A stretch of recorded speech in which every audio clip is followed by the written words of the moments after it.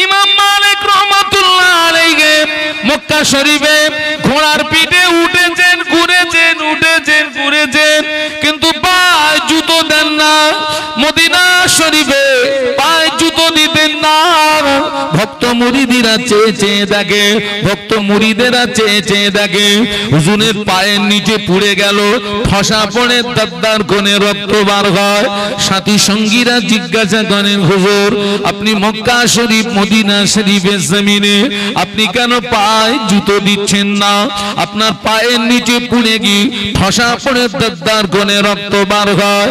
ইমাম মালিক রাহমাতুল্লাহ আলাইহি বলেছিলেন, ও আমার সঙ্গী সাথীরা, এই মক্কা মদিনার জমিনে আমার নবী কত হাঁটাহাঁটি করেছেন, আমার নবী কত চলাফেরা করেছেন।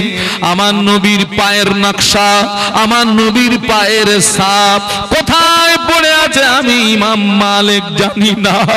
আমি যদি জুতো পায়ে দিয়ে হাঁটি, আমার জুতোটা যদি বিশ্ব নবীর নকশে কদমের উপরে পড়ে যায়, নবীর সঙ্গে বেয়াদবি হয়ে যাবে, আল্লাহ নারাজ হবে, নবী অসন্তুষ্ট হবে। না না না, যে মক্কা মদিনার জমিনে আমার নবী চলাফেরা করেছেন, আমার পা দুটো যদি অকেজ হয়ে যায়, তথাপি আমি মক্কা মদিনার জমিনে জুতো পায়ে দিতে পারবো না। একটু মোহাব্বতে বল না বাবা, কি আদব! সেই আদব আমাদের ভিতরে নেই। রাসূলের আদর্শ হচ্ছে বড়রা ছোটদেরকে স্নেহ করবে, আর ছোটরা বড়দেরকে কি করবে? সম্মান করবে। বড়রা ছোটদের কি করবে? সম্মান করবে। আসে সে আর কথা বলে না। এখন ছোটরা আমাদের আর সম্মান করে, আর আগে আলেম ওলামা গ্রামে আসলে সবাই সমীহ করত। এখন ছোটরা বলতেছে, দূর হুজুর, কোথাকার হুজুর, নবীর আদর্শ উঠে গেছে।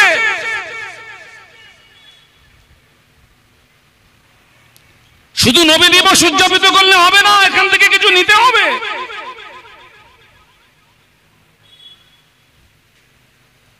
নবীর আদর্শ উঠে গেছে, সুন্নাত উঠে গেছে। আল্লাহ নবী ১৫০০ বছর আগে নূরের জমানে বলে গেলেন, মান তামাসসাকা বিসুন্নতি ইন্না ফাসাদি উম্মতি ফালাহু আজরু মিআতি শাহীদ।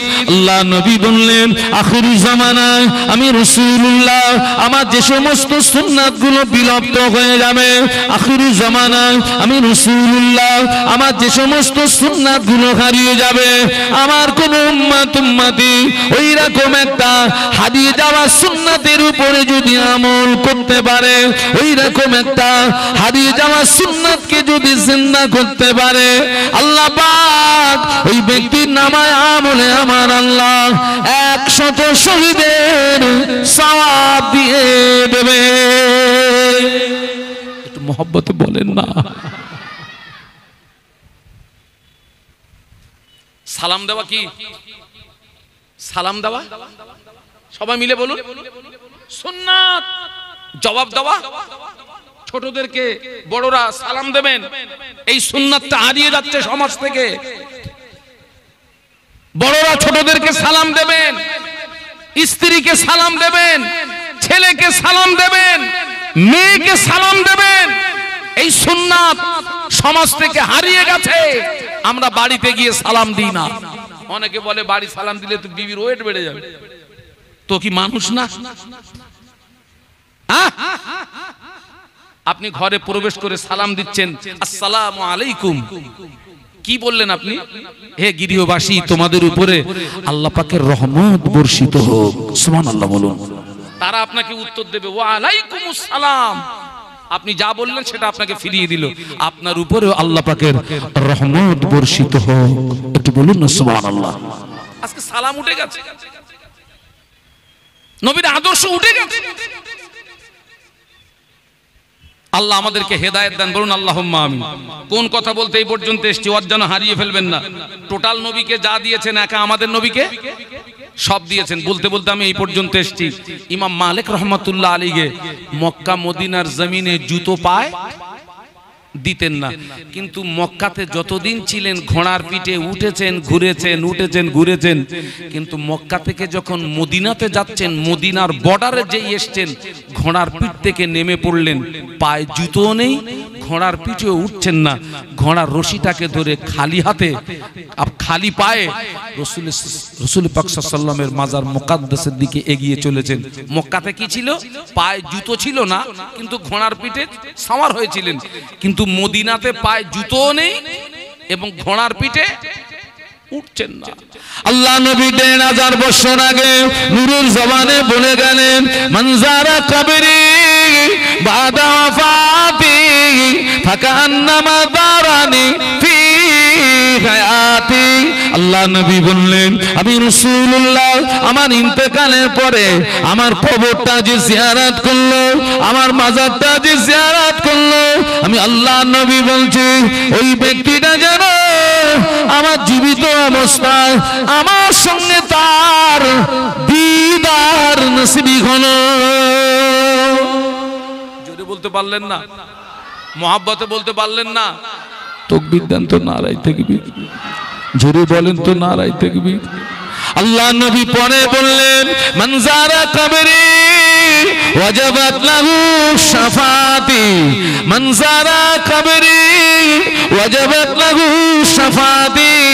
আল্লাহ নবী বললেন, আমি রাসূলুল্লাহ আমার ইন্তেকালের পরে আমার কবরটা যে জিয়ারত করলো, আমার মাজারটা যে জিয়ারত করলো, আমি আল্লাহ নবী বলছি কিয়ামতের ময়দানে ওই ব্যক্তির জন্য সুপারিশ করাটা আমি রাসূলুল্লাহর পক্ষে ওয়াজিব হয়ে গেল। আমাদের ছেলেরা তো বছরে দিঘায় যায়। কোথায় যায়? কথা বলে না। দিঘা। আমি ওদেরকে বলেছি ওই দিঘার পয়সাগুলো গুছিয়ে গুছিয়ে রাখ, গুছিয়ে গুছিয়ে রাখ। ওই দিঘার পয়সাগুলো গুছিয়ে গুছিয়ে রাখ। পারলে একটু উমরায় যা, উমরায় যা, উমরায় যা। একটু মক্কা শরীফে যা, একটু মদিনা শরীফে যা। মক্কা শরীফে আছে খানায় কাবা, মদিনা শরীফে আছে কাবার কাবা। একটু জোরে বলুন। আমাদের নবী হচ্ছেন কাবার কাবার কাবা। আল্লাহ রাসূল যেদিন মক্কা থেকে মদিনায় হিজরত করেছিলেন, ওই দিনটা ছিল দুঃখের দিন, কষ্টের দিন। কিন্তু রাসূলুল্লাহ মদিনা থেকে যেদিন মক্কা জয় করে যেদিন মক্কায় ফিরে এসেছিলেন সাহাবীদের নিয়ে, ওই দিন ছিল আনন্দের দিন, খুশির দিন। আল্লাহর নবী ওই আনন্দের দিনে হাফসি বেলালকে ডেকে বললেন, বেলাল আজকের আমাদের আনন্দের দিন, বেলাল তুমি একটু আজান দাও না। ইয়া রাসূলুল্লাহ আমি কোথায় আজান দেব? আল্লাহ নবী বললেন, বেলাল এতদিন জমিনে দাঁড়িয়ে আজান দিয়েছ, ও বাবা বেলাল আজকে আমাদের আনন্দের দিন, আজকে আমাদের খুশির দিন, আজকে জমিনে দাঁড়িয়ে না। আমি আল্লাহ নবী বলছি আজকে তুমি খানায় কাবার ছাদের উপরে দাঁড়িয়ে আজান দাও। একটু মহব্বতে বলুন। কাবা শরীফের চারিদিকে ফিরে আজান দেওয়া যায়, কাবা শরীফের চারিদিকে ফিরে নামাজ পড়া যায়। বেলাল হুজুর কাবার ছাদের উপরে, এখন সামনে কি আর কাবা আছে নাকি? আছে আছে আছে। উনি যখন কাবার ছাদে উঠে গেছেন, সামনে আর কাবা আছে? ও কাবা তো নিচে। হুজুর ওখান থেকে আওয়াজ দিলেন, ইয়া রাসূলুল্লাহ হুজুর আমার সামনে তো এখন আর কাবা নাই, হুজুর আমি কোন দিকে ফিরে আজান দেব? আল্লাহ নবী বললেন, বেলাল তুমি কাবার ছাদের উপরে দাঁড়িয়ে রাসূলুল্লাহ আমার দিকে ফিরে আজান দাও, কেননা আমি আল্লাহর নবী, আমি হলাম কাবার কাবা।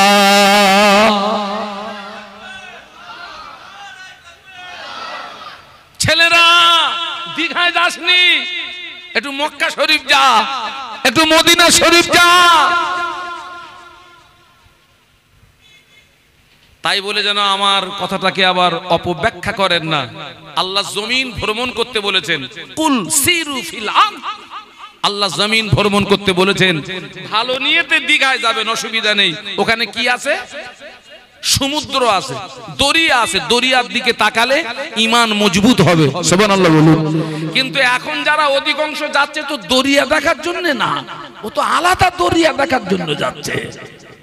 ওদের নিয়ত অধিকাংশ খারাপ। বাড়ির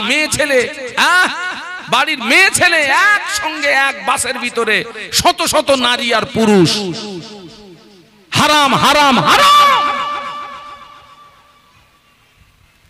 ইমাম মালিক রহমাতুল্লাহ আলাইহি ওনার বক্তব্য, ওনার সাথীদের বক্তব্য, হুজুর আপনি মক্কা শরীফে যতদিন ছিলেন ঘোড়ার পিঠে উঠেছিলেন, ঘুরেছিলেন, কিন্তু মদিনার জমিনে ঘোড়ার পিঠে উঠছেন না কেন? পায়ে জুতো নেই ঠিকই, কিন্তু ঘোড়ার পিঠে উঠছেন না কেন? ইমাম মালিক রহমাতুল্লাহ আলাইহি বলেছিলেন, আমার সঙ্গী সাথীরা, এই মদিনার জমিনে আমার নবীর রওজা মোবারক, এই মদিনার জমিনে আমার নবীর মাজার মুকাদ্দাস, আমি যখন ঘোড়ার পিঠে উঠে আমি যদি ঘোড়াটাকে মদিনার জমিনে ছুটিয়ে দিই, ঘোড়ার পায়ের আঘাতে মদিনার ধুলিবালিগুলো উঠতে শুরু করবে, মদিনার ধুলিবালিগুলো উঠতে শুরু করবে। এই মদিনার জমিনে আমার নবীর রওজা মুবারক, এই মদিনার জমিনে আমার নবীর মাজার মুকাদ্দাস, আমার ঘোড়ার পায়ের ওই ধুলিকণা একটা উড়ে আল্লাহর নবীর মাজার মুকাদ্দাস পর্যন্ত যদি পৌঁছে যায়, নবীর সঙ্গে বেয়াদবি হয়ে যাবে, আল্লাহ পাক নারাজ হয়ে যাবে।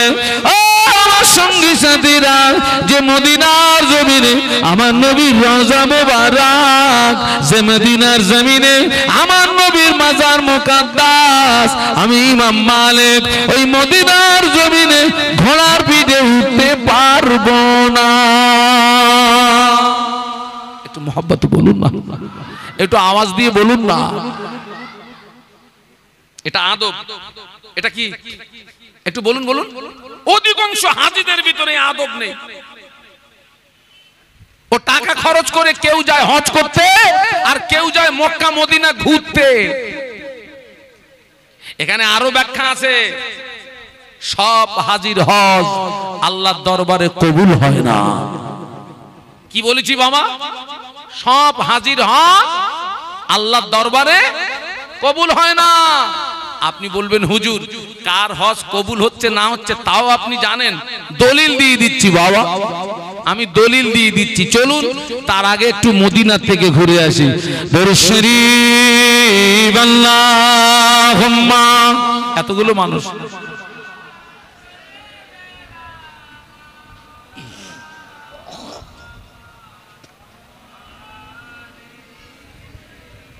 আল্লাহু আকবার, এতগুলো মানুষ।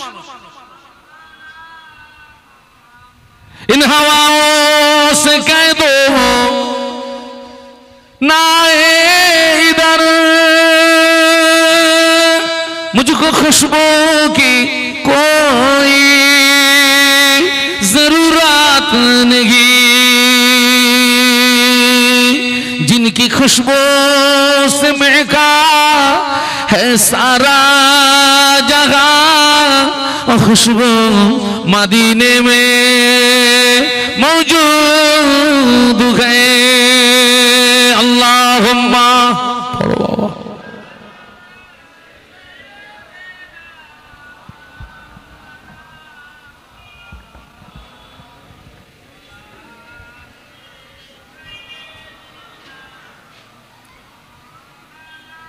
সবাই একটু জবান খুলে বলুন আল্লাহু আকবার, আর একটু আওয়াজ তুলুন বলুন আল্লাহু আকবার, আর একটু আওয়াজ তুলুন বলুন আল্লাহু আকবার। বাংলা মানে কি? আল্লাহু আকবারের বাংলা মানে আল্লাহ মহান। কে মহান? আল্লাহকে ডাকলে আল্লাহ খুশি হয় না, রেগে যায়। আল্লাহ কোরআনে বলেছেন উদউনি আস্তাজিব লাকুম, বান্দা তুই আমাকে ডাক, আমি আল্লাহ তোর ডাকে সাড়া দিয়ে থাকি। একটু বলুন সুবহানাল্লাহ।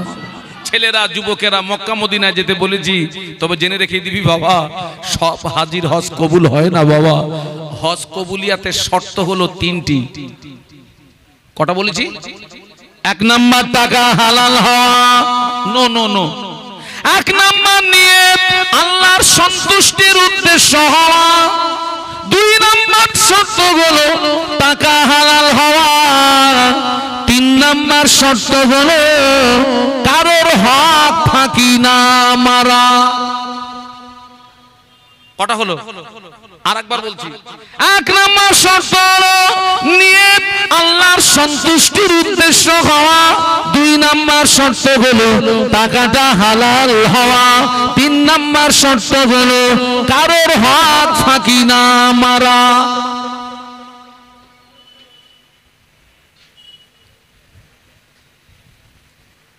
এখন হাজির সংখ্যা এত বেড়ে গেছে আর উমরাকারীর সংখ্যা এত বেড়ে গেছে, এর পিছনে একটা রহস্য আছে বাবা।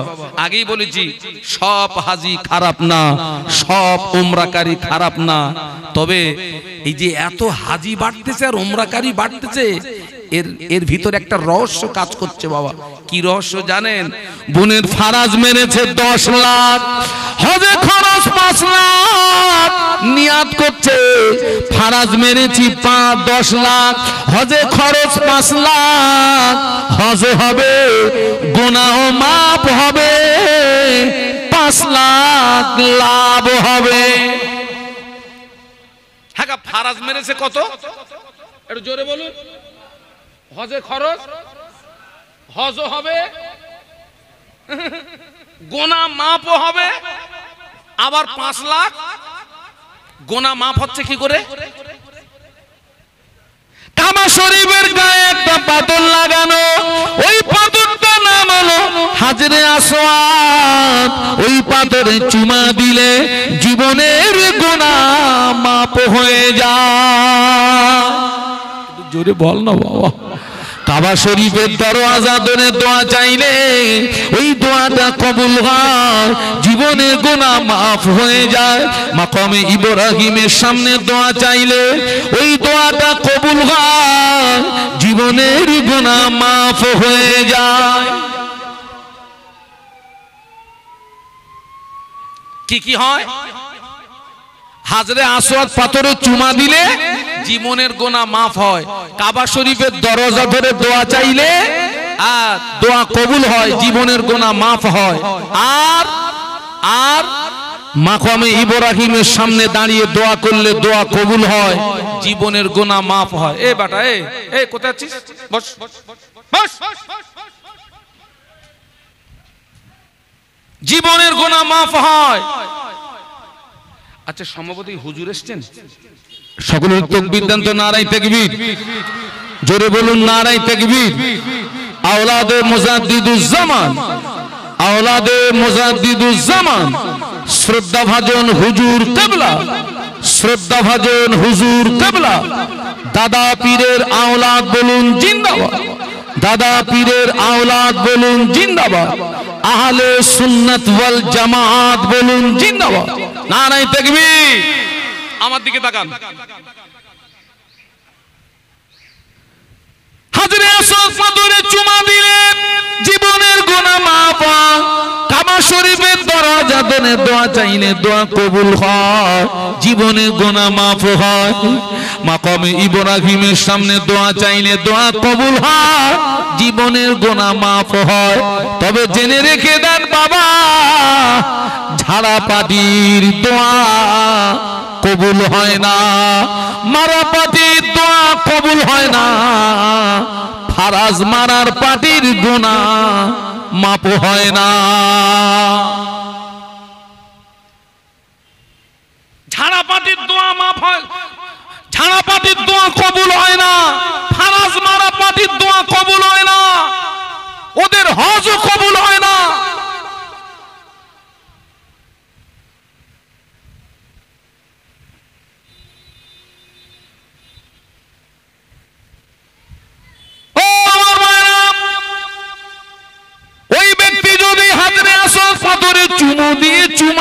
চুমা দিয়ে পাথরটাকে যদি পুরো তুলেও আনে, হক মারার গুনাহ মাপ হবে না।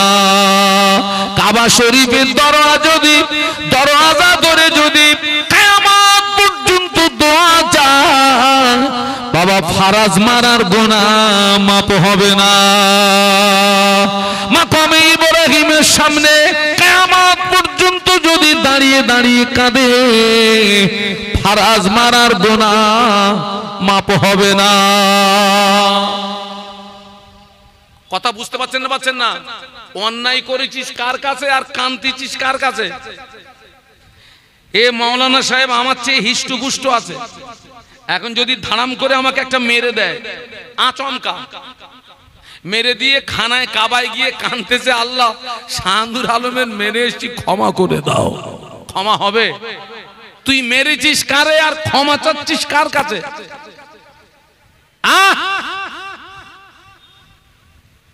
সব হাজির আজ কবুল হয় না। প্রতিটা হাজিকে মিনার ময়দানে 3টে জায়গায় পাথর মারতে হয়। কটা জায়গায় একটু জোরে বলেন না? বড় শয়তান, মেজ শয়তান, ছোট শয়তান, 3টে জায়গায় পাথর মারতে হয়। এক একটা জায়গায় 21টা করে পাথর মারতে হয়। 21টা মানে 3 21 63, 3 21 63 লক্ষ লক্ষ হাজি পাথর মারে। হজের পিরিয়ডে ওই পাথর তোলার অনুমতি নাই। হজের পিরিয়ডে হাজিদের মারা পাথর সরিয়ে নিয়ে যাওয়ার অনুমতি নাই। পাথর যদি তোলা না হয়, পাথর যদি সরানো না হয়, ওখানে তো পাথরের পাহাড় হয়ে যাওয়ার কথা, ওখানে তো পাথরের টিলা হয়ে যাওয়ার কথা। চামড়ার চোখে দেখে এসেছি, ওখানে পাথরের পাহাড় নাই, ওখানে পাথরের টিলা নাই। মনে প্রশ্ন জাগলো, আল্লাহ এত পাথর গেল কোথায়? মনে প্রশ্ন জাগলো, আল্লাহ এত পাথর গেল কোথায়? মুজাদ্দিদুজ্জামানের প্রধানতম খলিফা আল্লামা রুহুল আমিন রাহমাতুল্লাহ আলাইহির কিতাব খুলে দেখি, হুজুর একটা কিতাব লিখেছেন, ওই কিতাবের নাম হাজ্জে মাসাইল। হাজ্জে মাসাইল, হাজ্জে মাসাইল কিতাব খুলে দেখি, কিতাবের ভিতরে লেখা যে হাজির হজ আল্লাহ পাকের দরবারে কবুল হয়ে যায়। হাজির মারা পাথরগুলো আল্লাহর ফেরেশতারা নিয়ে চলে যায়। আরো জোরে বলুন, আরো জোরে বলুন। যে হাজির হজ কবুল হয় না, ওর পাথরটা ওখানে পড়ে থাকে। যার হজ কবুল হয় না, ওর পাথরটা ওখানে পড়ে থাকে। আমি পাথর মারতে গিয়ে দেখি কত পাথর পড়ে রয়েছে বাবা। আমার তখন মনে হচ্ছিল, আল্লাহ এই পাথরগুলো মনে হয় ঝাড়াপাতির পাথর, এই পাথরগুলো মনে হয় মারাপাতির পাথর। ওই আয়াতে শরীফার মানে হলো, নিশ্চয়ই আল্লাহ পাক স্বয়ং আমাদের নবীর উপরে দরুদের নজরানা প্রেরণ করেন। একটু মহব্বতে বলুন না, স্বয়ং কে? স্বয়ং আল্লাহ। শুধু তাই নয়, ওয়া মালাইকাতুহু ইউসাল্লুনা, যদি শাব্দিক অর্থের দিকে তাকানো হয়, এবং ফেরেশতারাও আমাদের নবীর উপরে দরুদ পড়ে। সুবহানাল্লাহ। এই যে আল্লাহ যে আমাদের নবীর উপরে দরুদের নজরানা প্রেরণ করেন, ফেরেশতারা নবীর উপরে দরুদ পড়ে, এটা কোনো সময়ের সঙ্গে সীমাবদ্ধ নয়। আর ফেরেশতা দিয়ে আদম নবীকে সাজদা করিয়ে আদম নবীকে সম্মানিত করেছেন, ওটা ছিল সময়ের সঙ্গে সীমাবদ্ধ। কিন্তু আল্লাহ আমাদের নবীর উপরে দরুদের নজরানা প্রেরণ করেন, ফেরেশতারা নবীর উপরে দরুদ পড়ে, এটা কোনো সময়ের সঙ্গে সীমাবদ্ধ নয়। এই যে ফেরেশতারা নবীর উপরে দরুদ পড়ে, প্রতিদিন সকালবেলা মিশকাত শরীফের রিওয়ায়েতে এসেছে, প্রতিদিন সকালবেলা আল্লাহ 70,000 ফেরেশতা নাজিল করেন। ওই 70,000 ফেরেশতা আল্লাহ রাসূল সাল্লাল্লাহু আলাইহি ওয়াসাল্লামের মাজার মুকাদ্দাসের চারিপাশে ঘিরে দাঁড়িয়ে তাদের নূরের দানাগুলো মেলে দিয়ে আমাদের নবীর উপরে দরুদ পড়ে।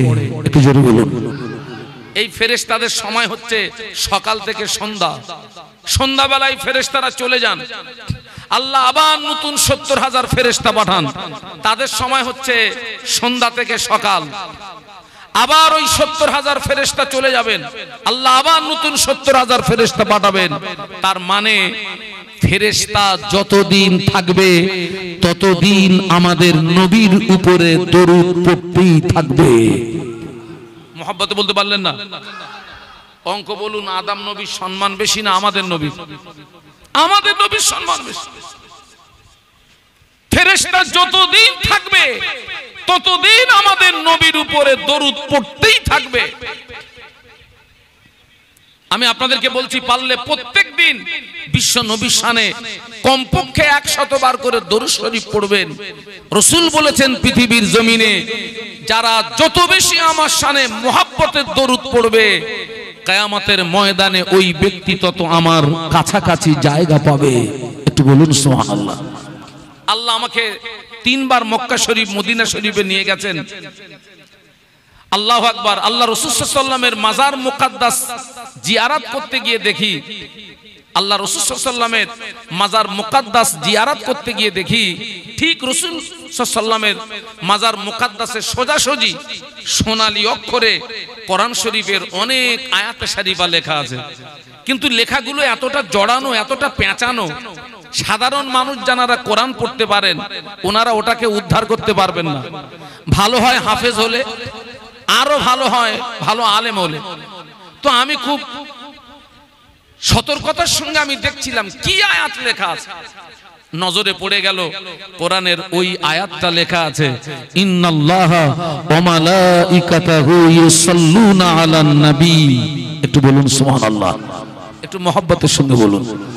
নজর পড়লো কোরআন শরীফের আরেকটা আয়াতে শরীফা লেখা আছে, ঠিক ওই আয়াতে শরীফার পাশে আল্লাহ পাক কোরআন শরীফের ভিতরে বলেছেন, ইয়া আইয়ুহাল্লাযীনা আমানু লা তারফাউ আসওয়াতাকুম ফাওকা সাওতিন নবী।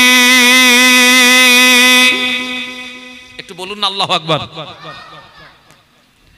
এই আয়াতে শরীফার শানে নুজুল, আরবিতে বলা হয় শানে নুজুল, আর বাংলায় বলা হয় প্রেক্ষাপট।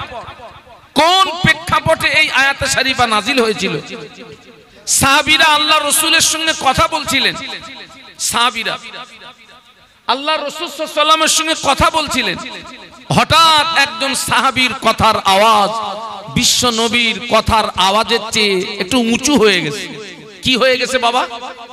বলুন বলুন, কার কথার আওয়াজের চেয়ে উঁচু হয়ে গেছে? সাহাবীর কথার আওয়াজ বিশ্ব নবীর কথার আওয়াজের চেয়ে উঁচু হয়ে গেছে, বুলন্দ হয়ে গেছে। এটা নবীর শানে বেয়াদবি। আল্লাহ তার হাবিবের শানে এতটুকু বেয়াদবি বরদাস্ত করেননি, সঙ্গে সঙ্গে কোরআন নাজিল করলেন, ইয়া আইয়ুহাল্লাযীনা আমানু, হে বিশ্বের ঈমানদার সম্প্রদায়, লা তারফাউ আসওয়াতাকুম ফাওকা সাওতিন নবী। খবরদার, তোদের কথার আওয়াজ আমার হাবিবের আওয়াজের উপরে যেন উঁচু না হয়। তোদের আওয়াজ আমার হাবিবের আওয়াজের উপরে যদি উঁচু হয়ে যায়, আনতাবাতা আমালুকুম, আমি আল্লাহ পাক তোদের জীবনের আমল বরবাদ করে দেব। ও আনতুম লা তাশউরুন, আমি আল্লাহ পাক তোদের জীবনের ইবাদত কি করে বরবাদ করব কিছুই বুঝতে পারবি না। আমার মনে প্রশ্ন জাগলো, এই আয়াতে শরীফা এখানে লেখা কেন? ওই আয়াতে শরীফার দ্বারা আল্লাহ পাক আগত হাজী বান্দাদের সম্বোধন করে বলেন, আগত উমরাকারীদের সম্বোধন করে বলেন, ও আমার হাজী বান্দারা, ও আমার উমরাকারী বান্দারা, তোরা আমার হাবিবের মাজার মুকাদ্দাসের পাশে দাঁড়িয়ে তোরাও যেন উঁচু আওয়াজে কথা বলবি না। কেননা আমার হাবিব কবরের ভিতরে জিন্দা। একটু মহব্বতে বলতে পারলেন না? আমাদের নবী কবরে জিন্দা না মুর্দা? আরো আওয়াজ দিয়ে বলুন। শুধু জিন্দা নয়, বিশ্বনবী কবরের ভিতরে আযান এবং আকামাতের সঙ্গে নামাজ আদায় করেন। শুধু জিন্দা নয়, আল্লাহর নবী মাজার মুকাদ্দাসের ভিতরে আযান এবং আকামাতের সঙ্গে নামাজ আদায় করেন। সেই নবীর উম্মত আমরা। কিন্তু দুঃখ এবং আফসোস, যারা হজ পাকে যান, উমরাতে যান, অধিকাংশ মানুষ মক্কা মদিনার আদব বজায় রাখেন না। অনেকে হজ করে বেগুনাহ মাসুম হয়ে বাড়ি আসে, অনেকে উমরা করে বেগুনাহ মাসুম হয়ে বাড়ি আসে। আর আমার দৃষ্টিতে আবার অনেকে হজ করে উমরা করে গুনার পাহাড় নিয়ে বাড়ি আসে। আপনি বলবেন হুজুর কি করে? একটু আগে যে কথা বললাম, মক্কা শরীফ মদিনা শরীফের আদব আছে না নেই? আছে না? অধিকাংশ হাজিরা, অধিকাংশ উমরাকারীরা মক্কা মদিনার আদব বজায় রাখেন না। আমি নিজে চোখে দেখা, স্বামী স্ত্রী হজ পাকে গেছে, কাবা তোয়াফ করতে করতে একে অপরের ঘাড়ে হাত দিয়ে সেলফি তুলছে, সেলফি তুলছে, কাবার পাশে দাঁড়িয়ে সেলফি তুলছে। করা যাবে? সাধারণ বিবেক দিয়ে কি বলে? কাবা শরীফের আদব আছে না নাই? আরে মিয়ারা কথা বলেন না কেন? আছে না নাই? কি সর্বনাশ করছেন আপনি? মক্কা শরীফ মদিনা শরীফের আদব কারা বজায় রেখেছিলেন? চার ইমামের এক ইমাম, ইমাম মালিক রহমাতুল্লাহ আলাইহি। কি নাম বলেছি? ইমাম মালিক রহমাতুল্লাহ। ইমাম মালিক রহমাতুল্লাহ আলাইহি হজ পাকে যাবেন। ইমাম মালিক রহমাতুল্লাহ আলাইহির জমানায় প্লেন ছিল না, জলজাহাজ ছিল না। উনি হজ পাকে গেছিলেন ঘোড়ার পিঠে সওয়ার হয়ে। বাবা, যারা জলজাহাজে হজে গিয়েছেন ওই ছিল আদি হজ। ওই যে আব্বা কি দাদা কি চাচাকে জাহাজে তুলে দিলাম, ও আব্বা চাচা দাদা জীবিত আছে না মৃত আছে এ খবর ছিল না। আর এখন বাড়ির থেকে এয়ারপোর্ট পর্যন্ত যাচ্ছে, গিয়ে ফোন করছে, হ্যালো এয়ারপোর্টে এসে গেছি। প্লেনে উঠে সেলফি তুলে বাড়ি পাঠাচ্ছে, হ্যালো প্লেনে বসে গেছি। আবার ওখান থেকে জেদ্দায় নেমে ফোন করছে, হ্যালো জেদ্দায় নেমে গেছি। আবার কাবায় গিয়ে সেলফি তুলে বাড়ি পাঠাচ্ছে। কি কামাই ধুমতিছি দেখ।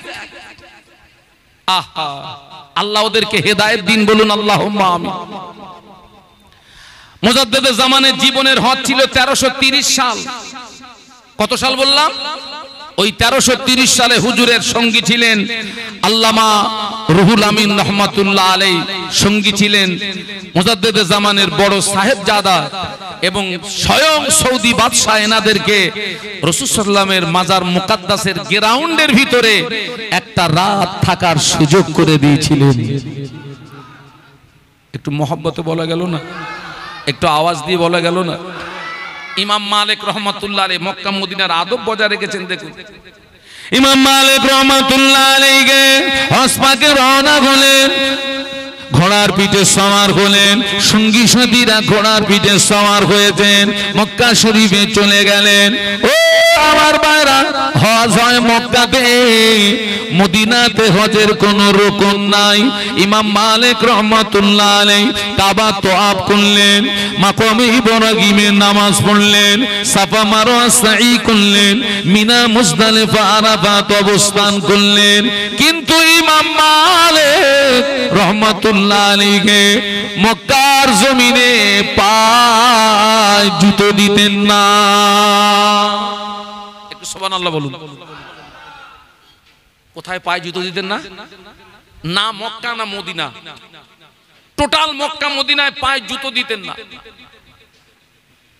এখানে হাজী সাহেব কারা আছেন একটু হাত তুলে দেখান তো। মক্কা শরীফ মদিনা শরীফ তো পাথর এলাকা, সূর্যের তাপ যখন বেশি হয় পাথর গরম হয়। আমি একটু টেস্ট করেছিলাম যে ইমাম মালিক তো খালি পায়ে হেঁটেছিলেন, আমিও তো হজে এসে একটু খালি পায়ে হাঁটি না, শুধু জুতোর থেকে পাটা খুলে জমিনে দিয়েছি। ওই তাবা যেরকম আগুনে রেখে রুটি দিলে স্যাঁক করে ওঠে, বাবা পারবো না।